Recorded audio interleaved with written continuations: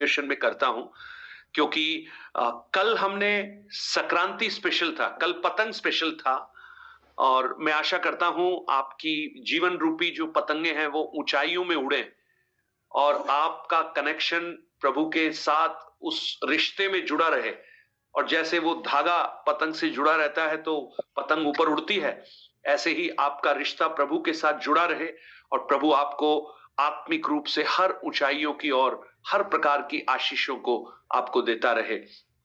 मत्ती रचित सुसमाचार 14 अध्याय हम लोग पढ़ रहे थे और वहां एक बहुत बड़ी आंधी के बारे में हम पढ़ रहे थे, है ना। चेले लोगों को यीशु ने भेज दिया दूसरे किनारे पर और खुद पहाड़ पर प्रार्थना करने चला गया। और यूहन्ना में हमने इस बात को देखा था कि क्यों यीशु वहां से गया, क्योंकि यीशु को लोग राजा बनाना चाहते थे। लोगों ने देखा, यार एक व्यक्ति इसको 5 रोटी दो और 2 मछली दो, ये 15,000 लोगों को खिला देता है, हमें तो ऐसा ही राजा चाहिए जो हमें खिलाए। और जब यीशु को ये पता हुआ तो वो वहां से चेलों को भी भेज दिया और खुद भी चला गया प्रार्थना करने के लिए। प्रभु यीशु के बावजूद भी उन्होंने हमें एक बहुत अच्छा नमूना दिखाया। जब वो मनुष्य के रूप में थे, उन्होंने कभी भी परमेश्वर पिता के साथ के रिश्ते को कभी अनदेखा नहीं किया, हमेशा प्रार्थना में रहते थे। उसके चेले कई बार देखते थे रात को यीशु एकांत में चला गया, कभी भीड़ के बीच में से वो अलग हो गया, प्रार्थना करने के लिए चला गया। जब प्रेरितों का चुनाव कर रहा था, सारी रात उसने प्रार्थना में बिताई। प्रार्थना हमारे जीवन के लिए बहुत ही बहुमूल्य घटक है। और प्रभु यीशु ने अपने किसी भी चेले को प्रचार करना नहीं सिखाया। प्रभु यीशु ने किसी भी चेले को गाना गाना नहीं सिखाया, या गिटार बजाना या कैसियो बजाना सिखाया हो, नहीं सिखाया। गिटार कैसियो तो थे भी नहीं शायद उस समय। लेकिन प्रभु यीशु ने अपने चेलों को प्रार्थना करना सिखाया। हम प्रार्थना में जब आगे बढ़ते हैं, हम एक गहरे रिश्ते में हम बढ़ जाते हैं। लेकिन प्रॉब्लम क्या है, प्रार्थना करने वाले लोग, जो चेले यीशु के साथ रहने वाले थे, यीशु की आज्ञा को मानकर वो आगे बढ़ रहे थे, फिर भी उनके जीवन में एक तूफान आ गया, है ना। चलिए निकालिए मत्ती रचित सुसमाचार उसका 14 अध्याय और उसके 23 वचन से लेकर उसके 22 वचन से लेकर चंद वचनों को पढ़ लीजिए। और उसने तुरंत अपने चेलों को बरबस नाव पर चढ़ाया कि वे उससे पहले पार चले जाएं, जब तक कि वे लोगों को विदा करे। वो लोगों को विदा करके प्रार्थना करने को अलग पहाड़ पर चढ़ गया और सांझ को वहां अकेला था। उस समय नाव झील के बीच लहरों से डगमगा रही थी, क्योंकि हवा सामने की थी। और वो रात के चौथे पहर झील पर चलते हुए उन के पास आया। ओके, बस काफी है। देखिए, यीशु की आज्ञा को माना। मैं चाहता हूं आप ना इस बात को ध्यान से सुनिएगा। हमारे आत्मिक जीवन में हम कई बार कुछ ऐसे भ्रम में जीते हैं, हो सकता है हम उस शिक्षाओं में चलते हैं जो गलत है। कौन सी है गलत शिक्षा? यीशु की आज्ञा मानने से कभी कोई मुसीबत नहीं आती है। संडे को आराधना में जाने से कोई आर्थिक तंगी नहीं आती है ना। ऐसा कई लोग बोलते हैं। आज प्रभु के दास लोग ऐसे प्रचार कर रहे हैं। वो यीशु के दुखों के बारे में बात नहीं करते, उस क्रूस के बारे में बात नहीं करते। मैं आपको बताना चाहता हूं, प्रभु यीशु के जीवन ने नहीं, प्रभु यीशु मसीह की मृत्यु ने हमें नया जीवन दिया है। और उसके जब वो अकेले बैठे थे, चेलों के साथ थे, जब 12 अध्याय यूहन्ना में जब लाजर के साथ भी खाना खा रहे थे, उससे हमें चंगाई नहीं मिली, लेकिन उसके कोड़े खाने से हमें चंगाई मिली। हम कभी भी मसीही जीवन की सच्चाई को हम ना भूलें कि हमारे जीवन में कई बार प्रभु यीशु इसलिए तूफानों को लाता है कि हम उसको और अच्छी तरह से जानना शुरू करें। अगर मैं आपसे पूछूंगा तो आप में से हर एक लोग ये बताएंगे कि हमने प्रभु की करीबी को हमारे दुख के समय में ज्यादा अनुभव किया, इसके बजाय कि हम खुशी में थे, है ना। आप कबीर दास जो प्रभु को नहीं जानते थे, उन्होंने भी इस प्रकार कहा है, दुख में सुमरिन सब करे, सुख में करे न कोई। लेकिन उनको विश्वासी लोगों के बारे में नहीं पता था, है ना? इसलिए उन्होंने लिखा, उन्होंने क्या लिखा, जो सुख में सुमरिन करे तो दुख काहे को है। लेकिन हम क्या बोलते हैं, हम सुख में भी सुमरिन करेंगे और दुख होगा तब भी हम सुमरिन करेंगे। इसलिए हम जो मसीही लोग हैं ना, वो हर परिस्थितियों में प्रभु को धन्यवाद देते हैं। आपने देखा होगा ना, आपके घर में कोई बच्चा पैदा हुआ तो आप प्रभु को धन्यवाद देते हैं, शादी हुआ तो प्रभु को धन्यवाद देते हैं, एक गाड़ी आई तो आप प्रभु को धन्यवाद देते हैं। लेकिन घर में जब किसी की मृत्यु हो गई तब भी आप प्रभु को धन्यवाद देते हैं ना? क्या बोलते हैं हम, ये परमेश्वर की इच्छा के अनुसार हुआ है। धर्मी जन की मृत्यु परमेश्वर की दृष्टि में अनमोल है। यानी हम हर चीज में धन्यवाद देने वाले होने चाहिए। यहां यीशु की आज्ञा मानकर वो जा रहे हैं, लेकिन फिर भी उनके जीवन में आंधी है। और वहां लिखा है, हवा सामने की थी। जब हवा सामने की होती है ना, तो चलना बहुत मुश्किल होता है। आज मुझे नहीं मालूम आप में से कितने लोग उस सामने की हवा का अपने जीवन में अनुभव कर रहे हैं। यह हवा सामने का मतलब हो सकता है आपके जीवन में ऐसी कुछ बातें हो जो आपको आगे नहीं बढ़ने देना चाहती, है ना? आपको लगता है कि सब कुछ मेरे प्रतिकूल है, परिस्थितियां मेरे प्रतिकूल है, लोग मेरे प्रतिकूल है, अवस्थाएं मेरे प्रतिकूल है, समय, रात का पहर, समय भी मेरे प्रतिकूल है। और आपको लगेगा कि प्रभु यीशु की बात मानकर मैंने कहीं गलती तो नहीं की। शायद चेले हो सकता है सोचें, लिखा नहीं है कहीं भी, वो सोच सकते हैं कहीं हमने गलती तो नहीं की यीशु की बात को मानकर। कई बार हमारे मन में ऐसे प्रश्न आते हैं। लेकिन हमें हमेशा एक चीज याद रखनी है कि प्रभु ने जिस स्थान पर हमें रखा है, वो जिस परिस्थिति से हमें ले जा रहा है, उसके लिए प्रभु जिम्मेदार है। ही इज अकाउंटेबल, है ना? इसलिए आप दाऊद को देखिए, दाऊद भजन 23 में क्या कहता है, यहोवा मेरा चरवाहा है, मुझे कोई घटी नहीं होगी, हरी हरी चराइयों में मुझे ले चलता है, सुखदाई जल के झरने के पास मुझे ले जाता है, वो मेरे जी में जी ले आता है और धर्म के मार्ग में मुझे चलाता है। यहां तक तो बहुत अच्छा है।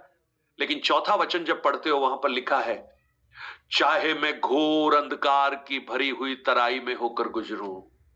अरे भैया, जब यहोवा तुम्हारा चरवाहा है, जब यहोवा तुम्हें सुखदाई झरने के पास ले जाता है, तो तुम घोर अंधकार में क्यों चलोगे?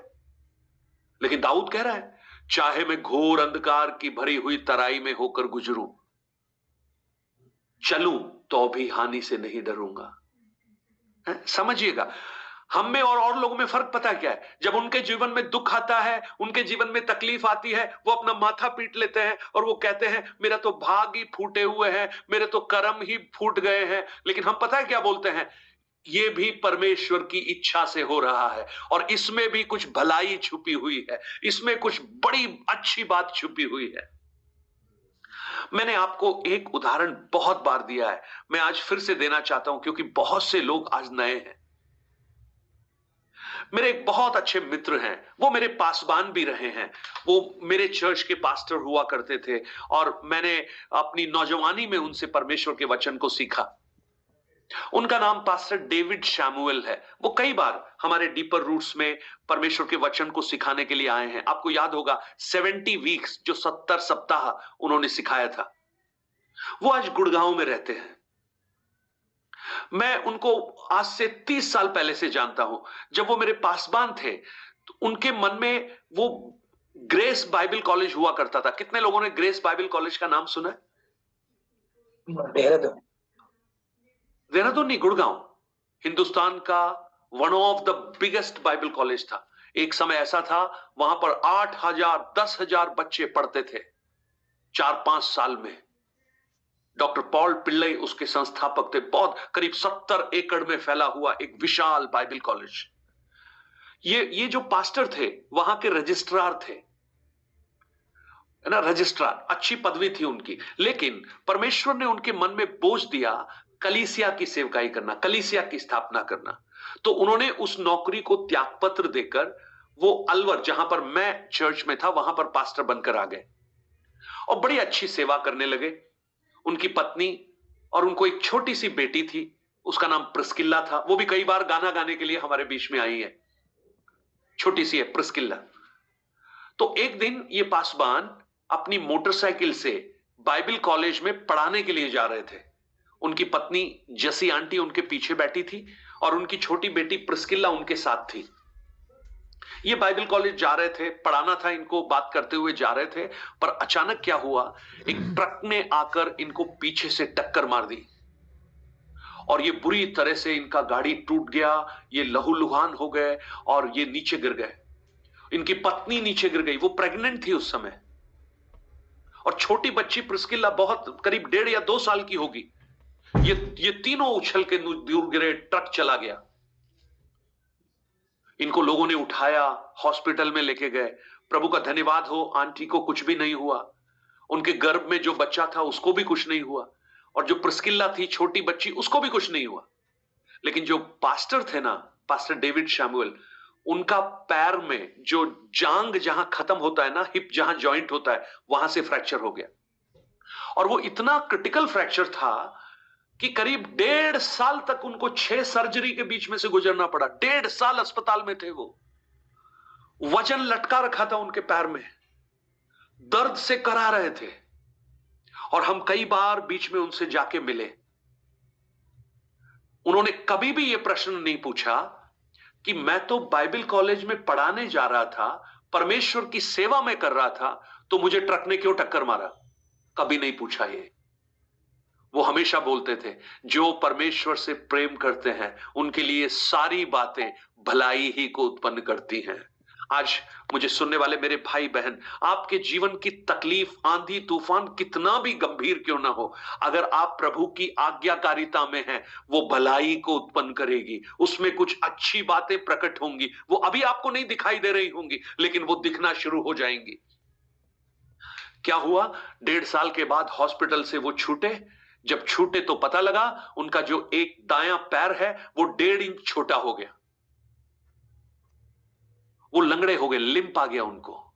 डॉक्टर ने बोला, अब कभी भी आप पैर उठाकर मोटरसाइकिल चलाना है तो एक पैर उठाकर सीट पे बैठना पड़ता है ना। बोला वो नहीं कर सकते आप। मोटरसाइकिल उसी समय खरीदी थी। इतना मुश्किल, बहुत दुख में से गुजरे, बड़े कठिन समय से गुजरे। अब चर्च मिनिस्ट्री का ख्याल दिल से निकल गया। वापस ग्रेस में जाके ज्वाइन कर लिया, बड़े बोझिल मन से। और वो सोच रहे थे, प्रभु ऐसा क्या कर रहा है, क्या इसमें कुछ होगा। जानते क्या हुआ, एक दिन जब वो थे कॉलेज में, वहां पर एक पोस्टमैन आकर बोलता है कि डेविड शैमुएल कौन है। बोला ये रे। बोले उनका एक ड्राफ्ट है, ड्राफ्ट आया है इंश्योरेंस कंपनी से 4,10,000 रुपए का। मैं आपको ये 96 या 97 की बात बता रहा हूं। उस समय वो पैसा बहुत बड़ा था। ये हैरान हो गए, बोले मेरे पास ऐसा पैसा नहीं आ सकता। बाद में जब जांच पड़ताल की तो पता लगा जो ट्रक था ना, जो टक्कर मार के चला गया था, वो भला आदमी था। उसने गाड़ी के नंबर नोट किए, थर्ड पार्टी इंश्योरेंस क्लेम के ये 4,10,000 या 20,000 कुछ रुपए उनको मिले। जानते हैं उन्होंने क्या किया, उस पैसे से गुड़गांव में एक कटारिया चौक है, उसके पास में शीतला माता रोड है, वहां पर एक प्लॉट खरीदा 110 गज का। उस पैसे में प्लॉट मिल गया उनको। जब प्लॉट मिला तो उन्होंने चर्च बनाने के लिए प्रार्थना करना शुरू किया। प्रभु ने उनके हाथ में चर्च बनाने का पैसा दिया। चर्च बन गया, बिल्डिंग बन गया, चर्च हॉल, नीचे पूरा हॉल बना दिया। उसके बाद ऊपर 2 बेडरूम का अपार्टमेंट बन गया। इन्होंने वापस ग्रेस बाइबल कॉलेज से त्याग पत्र दिया और गुड़गांव में आकर चर्च मिनिस्ट्री शुरू की। मेरे ख्याल से 98 में इन्होंने शुरू किया या 99 में। आज करीब 25 साल हो गए। आप जानते हैं आज क्या हो रहा है वहां पर? आज उस पास्टर डेविड शैमुएल के अंडर में करीब 150 पासवान लोग हैं जो उत्तर प्रदेश में अलग अलग स्थानों पर सेवा करते हैं। और उनकी मिनिस्ट्री इतनी बढ़ गई है कि हजारों की संख्या में विश्वासी लोग वहां आराधना करते हैं। उनके मिनिस्ट्री का नाम है ग्रेटर इंडिया मिशन। उन्होंने एक मिशन की स्थापना की और आज प्रभु की बहुत अनुग्रह उनके साथ है। जब उनसे पूछते हैं तो वो पता है क्या कहते हैं, प्रभु को अगर वो 4,20,000 रुपए मुझे देने थे तो मुझे मारकर गिराना था, मुझे उसने गिराया, उस ट्रक से गिराया जो भला आदमी था, उसने इंश्योरेंस का क्लेम प्रोसेस किया, ये कभी नहीं गए इंश्योरेंस के क्लेम के लिए, और वो पैसा मुझे मिला। प्रभु को मालूम था कि आने वाले दिनों में एक ग्रेटर इंडिया मिशन नामक स्थापना संस्था शुरू होगी। प्रभु को मालूम था कि हजारों लोगों को नेतृत्व देने का सौभाग्य प्रभु मुझे देगा। लेकिन जब मैं बिस्तर पर पड़ा था मुझे ये कुछ भी नहीं पता था, लेकिन मेरा प्रभु उस बुराई में जो लोगों को लग रही थी भलाई को उत्पन्न करने वाला प्रभु है। मैं इसलिए आपको बताना चाहता हूं, हमारे जीवन में जो हमें बुरा लगता है ना, आप अगर उत्पत्ति की पुस्तक पढ़ेंगे ना, बहुत खूबसूरत एक वचन है उत्पत्ति की पुस्तक, उसके 50 अध्याय, उसके 20 वचन को जब आप पढ़ेंगे, वहां पर यूसुफ अपने भाइयों से क्या कहता है। यूसुफ कहता है, अपने भाइयों को बोल रहा है, यद्यपि तुम लोगों ने मेरे लिए बुराई का विचार किया था। यूसुफ के भाइयों ने बुराई का विचार किया था ना, कितना बुरा सोचा, उसको उठा के गड्ढे में डाल दिया, उसको मारा, उसको उठा के बेच डाला, बुराई तो थी। लेकिन यूसुफ क्या कह रहा है, तुमने तो बुराई का विचार किया था, परंतु परमेश्वर ने उसी बुराई को भलाई का विचार किया। यानी जो उनके भाइयों ने बुराई का विचार किया था, लेकिन परमेश्वर ने उसी बुराई में भलाई का विचार किया कि वो ऐसा करे जैसे आज के दिन प्रकट है कि बहुत से लोगों के प्राण बचे हैं। आप सोचिए, आप थोड़ा सोचिए, जब यूसुफ को उसके भाई उठाकर गड्ढे में डाल रहे थे तो यूसुफ पूछ सकता है, हे परमेश्वर तू कहां है, तू क्या देख नहीं रहा है? लेकिन आप मुझे बताइए, क्या प्रभु यूसुफ के भाइयों के हाथ के साथ नहीं था? जब यूसुफ को वो धक्का दे रहे थे तो क्या प्रभु की सहमति उसमें नहीं थी? प्रभु की सहमति उसमें थी, क्योंकि प्रभु जानता था कि आने वाले सालों में मैं यूसुफ को मिस्र का प्रधानमंत्री बनाऊंगा, और उस प्रधानमंत्री बनने के लिए इसके भाइयों को यह करना पड़ेगा। इसलिए उसको गड्ढे में डाला, गड्ढे में डाला। उसके बाद उनको शांति नहीं हुई, उन्होंने उठाकर उसको बेच दिया। और जो व्यापारी उसको लेकर जब जा रहा था बेचने के लिए, कहां लेके गया उसको? मिस्र में लेके गया। क्या प्रभु उस व्यापारी के हृदय में काम नहीं कर रहा था? कर रहा था। उसने मिस्र में बेचा। मिस्र में जब गुलाम बन गया, किसके घर में पहुंचा वो? पोतीफर के घर में। क्या प्रभु उस पोतीफर के घर में अपनी इच्छा से नहीं लाया यूसुफ को? उसकी इच्छा से लेकर आया। लेकिन यूसुफ को सोच सकता है, मैं देखो मैं क्या हूं, मुझे कहां लाके इस घर में डाल दिया। लेकिन धीरे धीरे पता है क्या हुआ, वो घर का स्वामी बन गया। उस घर की चाबी उसके हाथ में आ गई। मानो प्रभु उसको बता रहा है, यूसुफ अभी तो तूने एक घर की चाबी ली है, मैं बहुत जल्दी पूरे मिस्र की चाबी तेरे हाथ में देने वाला हूं। ओह प्रेज द लॉर्ड। प्रभु प्रियो, हमारी जो सबसे बड़ी बुद्धिमानी है ना, वो परमेश्वर की मूर्खता से भी बेकार है। प्रभु की योजनाओं को हम समझ ही नहीं सकते। ये चेले तूफान के बीच में हैं, हवा उनके सामने की बह रही है, वो घबरा रहे हैं, वो डर रहे हैं, उनको लग रहा है कि हम समाप्त हो जाएंगे। लेकिन प्रभु उन्हें कुछ उद्देश्य के लिए उस लहरों के बीच में भेज रहा है। और जब लहरों के बीच में जब वो पहुंचे, वो घबरा गए। चौथा पहर हो गया, चौथा पहर। ये एक पहर, दो पहर, रात के जो पहर है ना, बड़ी मुश्किल से कटते हैं। अगर तकलीफ हो तो रात काटना बहुत मुश्किल है। आप पूछिए सड़क पे सोने वाले लोगों से, जो इस सर्दी के मौसम में एक रात काटना उनके लिए कितना मुश्किल है। एक एक मिनट उनको घंटे लगते हैं। एक एक समय, जब हम कई बार ऐसी परिस्थितियों से गुजरते हैं ना, हमारे लिए रात निकालना मुश्किल हो जाता है। इनका एक पहर बीत गया, दो पहर बीत गया, तीसरा पहर भी बीत गया, रात के 3 बज गए। अब इनको लग रहा है कि अब कोई आशा नहीं बची है, अब हम खत्म हो जाएंगे। और जब ऐसे वो घबरा रहे थे, वहां पर उन्होंने देखा कोई चलकर उनके पास आ रहा है। कोई चलकर उनके पास आ रहा है। और ये लोग क्या सोच रहे हैं, ये कौन है? उन्होंने बोला भूत है, पानी में भूत आ रहा है। वो यीशु को पहचान नहीं पा रहे हैं। हम भी कई बार हमारे दुख में, हमारे चौथे पहर में, हमारे जीवन के अंधकार में हम यीशु को जितना हमें समझना चाहिए उतना हम समझ नहीं पाते हैं। हम उसे कुछ और समझना शुरू करते हैं। वो भूत बोल रहे हैं, यानी उनकी जो दृष्टि है ना, वो मंदिम हो गई। डर और अविश्वास हमारी आत्मिक दृष्टि को खत्म कर देता है। जब हम भयभीत होते हैं, जब हम डरे हुए होते हैं, हमारे जीवन में जब विश्वास की घटी होती है, हम परिस्थितियों को गलत तरीके से आकलन करना शुरू करते हैं। हम कुछ और देखना शुरू कर देते हैं जो प्रभु हमें नहीं दिखाना चाहता। और जब वो कह रहे हैं भूत है, तो यीशु वहां पहुंचकर पता है क्या कहता है? यीशु क्या कहता है? ढाढ़स बांधो, डरो मत, मैं हूं ना। इंग्लिश में लिखा है, be of good cheer, it is I, be not afraid. Yeshu पता है क्या कह रहे हैं? It is I. एक बार मूसा ने पूछा परमेश्वर से उस झाड़ियों में, तू है कौन? I am what I am. मैं वो हूं जो मैं हूं, आई एम। यीशु भी वही शब्द बोल रहा है, इट इज आई। ये मैं हूं, वही यहोवा परमेश्वर, वही मूसा का परमेश्वर, वही पुराने नियम का परमेश्वर उस जल के ऊपर चलते हुए उनके बीच में आकर कह रहा है, इट इज आई। तुमने मुझे पहचाना नहीं, मैं सृष्टिकर्ता, सब कुछ बनाने वाला, I am the creator of this universe, और तुम मुझे पहचान नहीं पा रहे हो। जानते हो उसका कारण क्या है? तुम्हारे विश्वास की कमी के कारण, तुम्हारे डर की वजह से तुम घबराए हुए हो, इसलिए तुम मुझे पहचान नहीं पा रहे हो।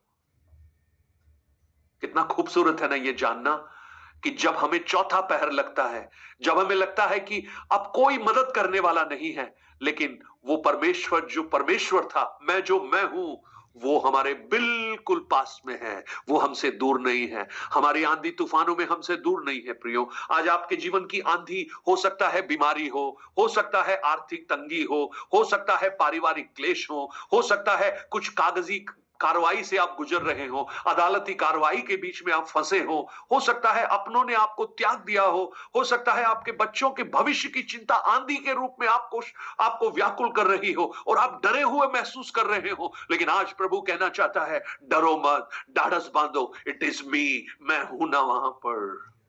वाह, मैं इस वचन को बहुत प्रेम करता हूं। मैं जब इसको पढ़ता हूं ना, तो मुझे ऐसा लगता है कि मेरे डैडी मुझे बोल रहे हैं, don't worry, it is me, मैं हूं ना, मैं हूं ना। आज वही प्रभु आपके उन आंधियों में, आपके तूफानों में, जहां आपको लग रहा है वो आपसे बहुत दूर चला गया है, आप उससे बहुत दूर आ चुके हैं, लेकिन विश्वास कीजिए, उसने अगर आपको भेजा है, उस आंधी के बीच में वो उपस्थित है, उस लहरों के बीच में वो चलने में सामर्थ्य है। जिस बात से आप डरे हुए हैं, जिस बात से आप भयभीत हैं, वो उसी के ऊपर चलकर आ रहा है। उसी के ऊपर वो खुद नहीं, आपको भी चलाएगा। ओ राबा शखनाबा, मैं आपको कहूं, आप जिस समस्या से डरे हुए हैं, कुछ समय के बाद उस समस्या के ऊपर आप चलना शुरू करेंगे। आप विश्वास रखिए और आप दृढ़ता के साथ ये कहेंगे कि मेरी परिस्थितियां अब मुझे व्याकुल नहीं करती हैं, लेकिन मैं परिस्थितियों के ऊपर चल रहा हूं। आप जयवंत होंगे। और देखिए, हम ना इस बात में जब पढ़ते हैं ना, हमेशा हमने यही सुना है कि पतरस जब तक यीशु को देख रहा था, वो चल रहा था, लेकिन जैसे ही उसने यीशु से ध्यान हटाया, वो डूबने लगा। है ना, हम यही सुन रहे हैं बहुत सालों से, लेकिन यहां कहीं भी नहीं लिखा है कि वो यीशु को देख रहा था। नहीं लिखा है ना। हाँ, उसको हम लिटरली बोल सकते हैं, लेकिन आप देखिए वो डूबा क्यों। ये देखिए वो डूबा क्यों। वो हवा को देखकर डर गया। आप में से कितने लोगों ने हवा को देखा है? किसी ने हवा को देखा है? नहीं। हवा को देख थोड़ी सकते हैं, हवा को महसूस कर सकते हैं। महसूस करते हैं। लेकिन इसने ये यहां लिखा हवा को देखा। पता है, अविश्वास हमें वो चीजें दिखाती हैं जो हमें वास्तव में होती नहीं है। ये पता है क्या हुआ यहां पर? इसने देखा नहीं हवा को, इसने महसूस किया उस हवा को, और उसके मस्तिष्क में यह बात आ गई कि ये जो घटनाक्रम है मुझे डुबा सकता है। और जब ये विचार उसके मन में आया वो डूबने लगा। यहां कहीं भी नहीं लिखा है कि हवा जो थी वो पहले से तेज हो गई थी या आंधी लहरें पहले से तेज हो गई थी, कहीं नहीं लिखा है, पहले जैसे ही था। थोड़ी देर अभी अभी अभी भूत को देख के डर रहा था, अब हवा को देख के डरना शुरू हो गया। प्रियो, ये सब ना हमारे मस्तिष्क में है, हमारे मन में है। आप जो मन में विचार करते हैं ना, वही आप सामने देखते हैं। आपने अगर ये देखा, मैं कहूं, वो 10 लोग जो 10 जासूस गए थे ना कनान में भेद लेने के लिए, उन्होंने क्या देखा? अनाक वंशियों को देखा, उन्होंने उनके महलों को देखा, उनके गढ़ों को देखा। लेकिन जो 2 लोग थे ना, जोशुआ और कालेब, उनके तो मस्तिष्क में कुछ और ही रखा हुआ है। उनको कितनी भी हवा दिखाओ, उनको कितने भी अनाकवंशी दिखाओ, वो नहीं सुनेंगे, क्योंकि उन्होंने अपने हृदय को, अपने मन को वचनों से भर रखा है। मैंने तेरे वचन को अपने हृदय में रख छोड़ा है, मैंने रख लिया है अंदर। और जब वो आपके हृदय के अंदर होगा ना, आपका वो प्रॉमिस जो परमेश्वर ने आपको दिया है, वो वचन आपके अगर अंदर होगा, तो आप कभी भयभीत नहीं होंगे। पिछले दिनों में सबको प्रॉमिस वर्ड्स मिले। मुझे पता है क्या प्रॉमिस वर्स मिला? मुझे प्रॉमिस वर्स मिला, मैंने इसको सामने रख रखा है। सपनिया 3 अध्याय उसका 20 वचन, वहां लिखा है, पृथ्वी की सारी जातियों के बीच में तुम्हारी कीर्ति और प्रशंसा फैला दूंगा। वाह! मैंने कहा प्रभु ये क्या हो रहा है, मुझे ये वचन क्यों मिला? अब आप मुझे कहीं भी डाल दीजिए, लेकिन मैं इसको याद करते रहूंगा, मेरे मन में है ये। प्रभु ने बोला है कीर्ति फैलाऊंगा, तो मुझे कीर्ति की कोई चिंता नहीं है, लेकिन मेरी कीर्ति जब फैलेगी, परमेश्वर की कीर्ति फैलेगी। वो आपको जो वचन मिला है ना, आप उसको लिव करना प्रारंभ कर दीजिए। वो आपका प्रॉमिस है, आप उसको हटने मत दीजिए। परिस्थितियां चाहे कितनी भी गंभीर आपको दिखाई दे, आप उस कहना ये मेरा प्रॉमिस है। चाहे आंधी तो कितना भी बड़ी हो जाए, लहरें तो कितनी भी फुट में चली जाएं, लेकिन मेरे प्रभु का वचन को क्रॉस नहीं कर सकती, क्योंकि मेरे प्रभु का वचन उससे बढ़कर है, वो वायदा उससे बढ़कर है। वो डर रहा है, और वो डर रहा है, वो डूबने लगा।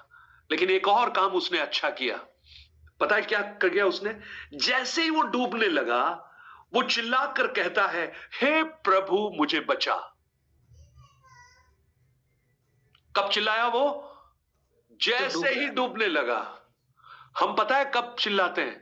जब सब कुछ करने के बाद, जब कोई रास्ता नहीं बचता, तब हम बोलते प्रभु अब बचाओ। पहले से ही बचा लेते प्रभु तो, तब तक हमारी एनर्जी कितनी खत्म कर चुके होते हैं। कुछ लोग बोलते हैं इस साल और थोड़ा सा ये सिगरेट पीऊंगा, अगले साल से छोड़ दूंगा। यानी वो जैसे ही डूबने लगते हैं ना, तब पुकारने के लिए तैयार नहीं है, वो तो डूब के मर ही जाना चाहते हैं उसमें। आपकी कौन सी बातें हैं जिसमें आप डूबने शुरू हो रहे हैं? कहां आप डूब रहे हैं विश्वास से? उसकी शुरुआत में ही प्रभु से पुकार कर कहिए, हे प्रभु मुझे इस आदत से बचा, मुझे इस रिश्ते से बचा, मुझे इस लत से बचा। जब आप उसको पुकारेंगे, आप पाएंगे कि आपको हाथ पकड़कर उस परिस्थिति से खींचकर आपको वापस वो खड़ा कर देगा। मेरा प्रभु आपकी परिस्थितियों में जब आप डूबने लगते हैं ना, तो अभी आपसे उतना ही प्रेम करता है जब आप चर्च में बैठकर आराधना करते हैं। आप अपनी उन कमजोरियों में जब डूबने लगते हैं, अल्पविश्वासी भी हो जाते हैं, उसका प्रेम कम नहीं हुआ। उसका प्रेम तो वही प्रेम है, अगापे प्रेम है, वो कभी नहीं बदलता। लेकिन पुकारना तो शुरू कीजिए। और यीशु ने उसे हाथ पकड़कर उठाया, और पता है उसको क्या बोला? हे अल्पविश्वासी, हाँ, तू क्यों संदेह करता है? मैं सोच रहा था, पतरस जो यीशु के साथ चलता था, यीशु के साथ खाना खाता था, यीशु के चमत्कारों को उसने देखा, वो आने वाले समय में कलीसिया का खंबा बनने वाला है, कॉर्नर स्टोन बनने वाला है। लेकिन उसके बावजूद भी इसके जीवन में भी विश्वास की कमी थी। अगर पतरस के जीवन में विश्वास की कमी थी, तो मैं और आप, हम कहां हो सकते हैं प्रियो? हमारे जीवन में विश्वास घट सकता है, हमारे जीवन में कमियां आ सकती हैं, लेकिन अगर हम पुकारे, वो हमारे नजदीक है। सबसे पहले आप ये जानिए, वो आपको इस परिस्थिति में लेकर आया है, और साथ में ये भी जान लीजिए कि वो आपको छोड़कर कहीं दूर नहीं गया, वो आपके लिए प्रार्थना कर रहा है। He is praying for you। मैंने आपको कल बताया था, इब्रानियों 7:25 में, वो सर्वदा उनके लिए विनती कर रहा है। Praise the Lord। और यह भी याद रखिए, आपकी हर दुखती परिस्थिति में दूर से एडवाइस देने वाला नहीं है मेरा प्रभु, लेकिन वो आपके साथ, आपके करीब, जहां आप उसको स्पर्श कर सकते हैं, जहां आप उसको होल्ड कर सकते हैं, इतना करीब आप उसे पाएंगे। आप कभी भी मत सोचिए कि मेरा प्रभु मुझसे दूर हो गया है। वो दूर हो ही नहीं सकता प्रियो, क्योंकि उसने आपका चित्र अपनी हथेलियों पर खोद कर बनाया हुआ है। उसने आपके लिए अपने प्राणों को कुर्बान कर दिया है। वो कैसे आपको छोड़ देगा, कैसे आपको भूल जाएगा। जल्दी बोल। और एक काम और करेगा, वो आपके आत्मिक जीवन की जो अवस्था है ना, जो अल्प विश्वास है ना, उस आंधियों के बीच से गुजारते हुए उसे बदलकर सिद्धता की ओर लेकर आना शुरू हो जाएगा। 33 वचन को जब पढ़ते हैं, वहां लिखा है, इस पर वे जो नाव में थे उन्होंने उसे दंडवत कर कर कहा, सचमुच तू परमेश्वर का पुत्र है। अब उन्होंने यीशु को पहचान लिया, यीशु कौन है। जब खाना खा रहे थे ना, 5000 को खिला रहे थे, तब यीशु को नहीं पहचाना। जब बीमार लोग चंगे हो रहे थे, यीशु को नहीं पहचाना। लेकिन जब आंधी तूफानों में से गुजरे, यीशु को पहचान लिया। Praise the Lord. अगर आप आंधी तूफान से गुजर रहे हो, प्रभु को धन्यवाद देना, क्योंकि प्रभु आपसे प्रेम करते हैं। वो अपने आप को आपको प्रकट करना चाहते हैं। वो कौन है आपको बताना चाहते हैं। और जब आप उसको समझेंगे ना, आपका जीवन बदल जाएगा। आप उसको अलग दृष्टिकोण से देखना शुरू करेंगे। और जैसा पतरस, ये पतरस यहां डूब रहा है, लेकिन यही पतरस दूसरा पतरस 3:18 में लिखता है कि वो क्या चाहता है। वो चाहता है कि हम उसके प्रेम में और उसकी पहचान में बढ़ते चले जाएं। We should grow in his maturity. आंधी तूफान है, लहरें हैं, हवा सामने की है, घोर विपत्ति है, चौथा पहर है, अंधकार की जैसी अवस्था है, कोई साथ खड़े होने के लिए नहीं है।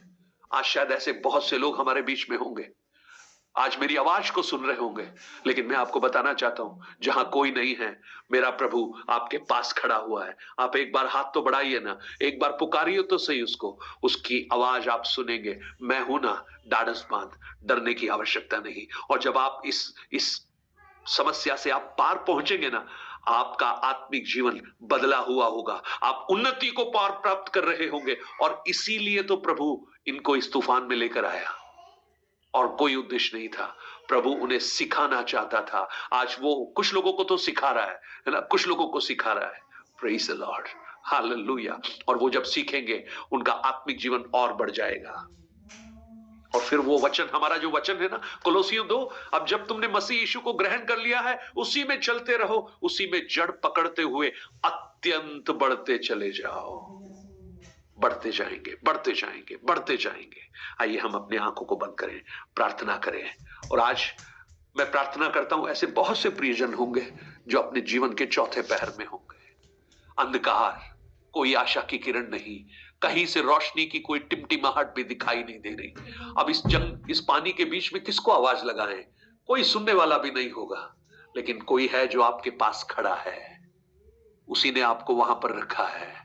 वो आपकी सुनेगा, आपको बचाने के लिए आपके पास आएगा, और आपको बचाएगा सिर्फ नहीं, आपको उन्नति दिलाकर वो अपनी महिमा लेना प्रारंभ करेगा। Let's pray. आंखों को बंद करें, प्रार्थना करें। हमारे बीच में भाई प्रमोद हैं। भाई